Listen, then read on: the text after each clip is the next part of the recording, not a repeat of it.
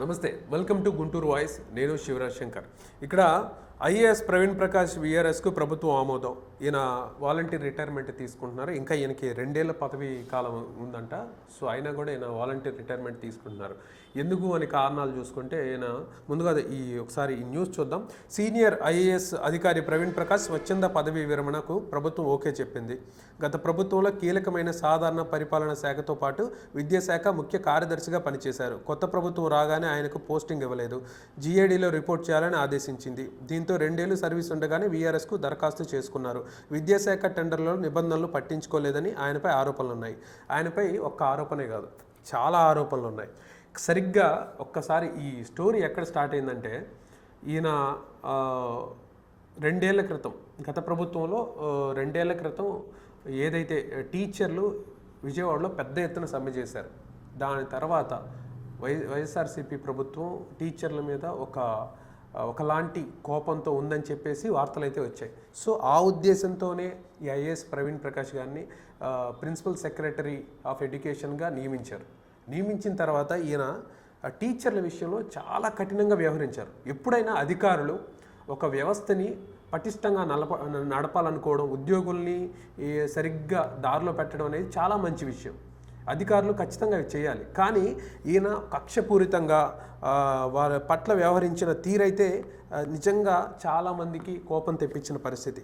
ఎందుకంటే ఎక్కువగా works books ఏదైతే కొన్ని వర్క్స్ బుక్స్ టీచర్లకు ఇవ్వలేదంట.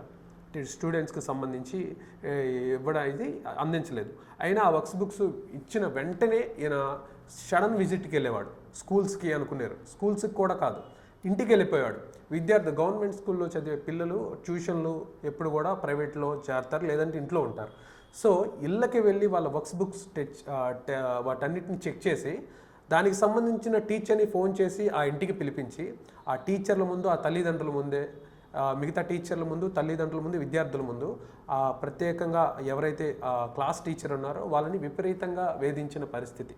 వాళ్ళ ముందు తిట్టేవారు. దానికి వీళ్ళు చాలా ఆత్మన్యూన్యత భావానికి లోనైన పరిస్థితి. దీని మీద చాలా కంప్లైంట్లు రైజ్ అయ్యాయి.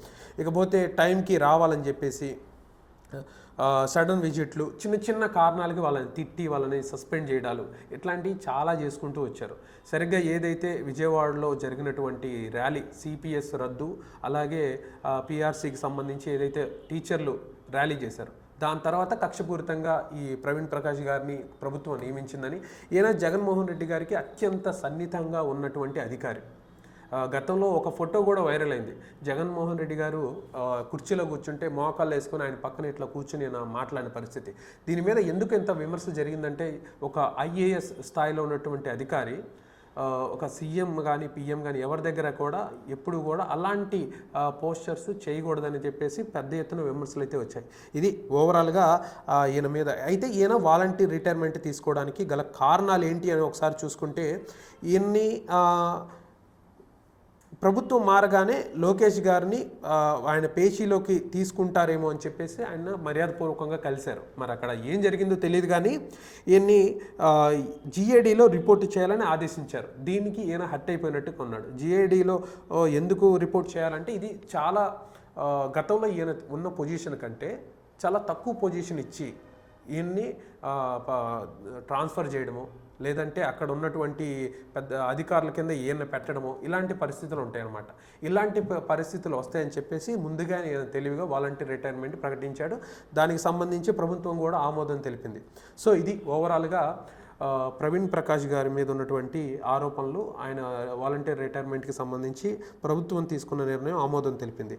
ఇంకో విషయం ఏంటంటే, గత ప్రభుత్వంలో ఉన్నటువంటి సిఎస్ గారు ఎవరైతే ఎల్వి సుబ్రహ్మణ్యం గారు జీవోలు పాస్ చేయాలి, సిఎస్గా ఉన్న వ్యక్తి. కానీ ఆయన ప్రమేయం లేకుండా ఈయన జీవోలు పాస్ చేశారని కూడా ఈయన మీద భయంకరమైన, ఇది మామూలు ఆరోపణ కాదు.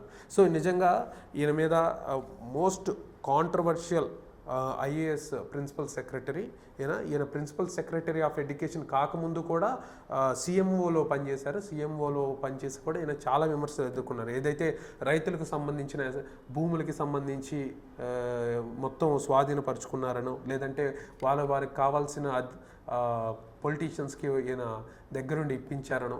సో ఇటువంటి రకరకమైన ఇదైతే ఈ ప్రవీణ్ ప్రకాష్ గారి మీద ఉంది.